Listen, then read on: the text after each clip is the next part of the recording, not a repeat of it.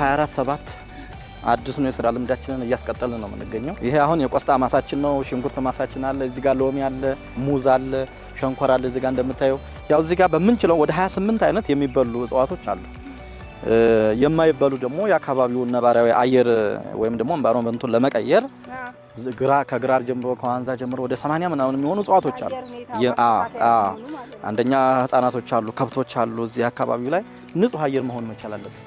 ስለዚህ በዛ ልክ ነው እየሰራን ያለ ነው። አጠቃላይ የከብት የላይ ወተት ላሞች አሉ፣ በጎች አሉ።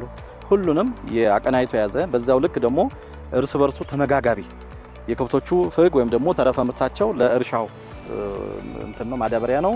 ኦርጋኒክ ማዳበሪያ ወይም ዘመናዊ ማዳበሪያ የምንለው የዚህ ተረፈ ምርት ደግሞ ዋናው ለማህበረሰባችን የምግብ ፍጆታ እናውላለን። ስለዚህ የምርትና ምርታማነት ስራ ላይ መሳተፍ ከራስ ያለፈ አቅምን የሚፈጥር በተጨማሪ ደግሞ የከተሜ ነዋሪ በቀላል ዋጋ ምርትን በነገራችን ላይ ዋጋ ብቻ እኮ አይደለም አቅርቦትን ራሱ ፍሬሽ የሆኑ ምርቶችን ማግኘት ራሱ እኮ ትልቅ እድል ነው ብዬ አስባለሁ።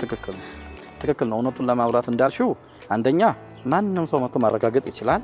ኦርጋኒክ የሆነ ጤናማ የሆነ ምርት ማግኘት አንዱ እድል ነው። ሁለት ራሳችንን ከሸማችነት አወጣን እኛ ደግሞ አስረካቢ መሆን ደግሞ አንዱ እድል ነው።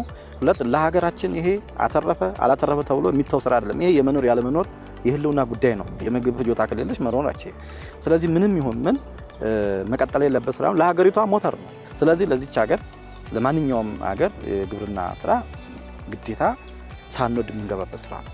ስለዚህ ስስት ሰሪው ደግሞ ወደሽው አፍቅረሽው እንደ አንድ ልጅ ነው ይሄንን እጽዋት የምናየው ይሄን ተክል የምናየው እንደ አንድ ህፃን ነው። በዛው ልክ እዚህ ወደ 21 የሚሆን የስራ እድል የተፈጠረላቸው ዜጎች አሉ። ስለዚህ ለነሱ የስራ እድል መፍጠር በራሱ ደስ ይላል። ጊዜያዊ ሰራተኛ ደግሞ 25ም 30ም 10ም ደግሞ በተለያየ ጊዜ ከዚህ ከቋሚ ሰራተኛው በላይ ሲሆን እንቀራለን። ከተማ ግብርና አሁን እዚህ ከተማ ውስጥ ለሚፈጠረው የስራ እድል ትልቅ አማራጭ እየሆነ ያለው። ስለዚህ ከቤተሰብ ፍጆታ በዘለለም ለስራ እድል አማራጭም ጭምር የከተማ ግብርናን እንደ አንድ ፖቴንሻል እያደረግነው ነው እንደ ከተማ አስተዳደር።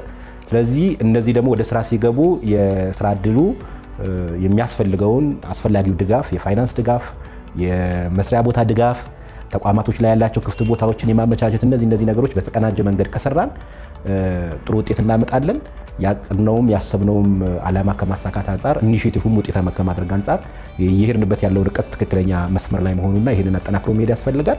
የከተማችን ነዋሪውም እንደዚሁም ደግሞ በከተማችን ዙሪያ ያሉ አርሶ አደሮቹንም አስፈላጊው ድጋፍ በመስጠት ከተማው የራሱን ፍጆታ አብዛኛው % የራሱን ፍጆታው እንዲያረጋግጥ በማድረግ ረገድ ውስጥ ትልቅ ሚና ይኖረዋል።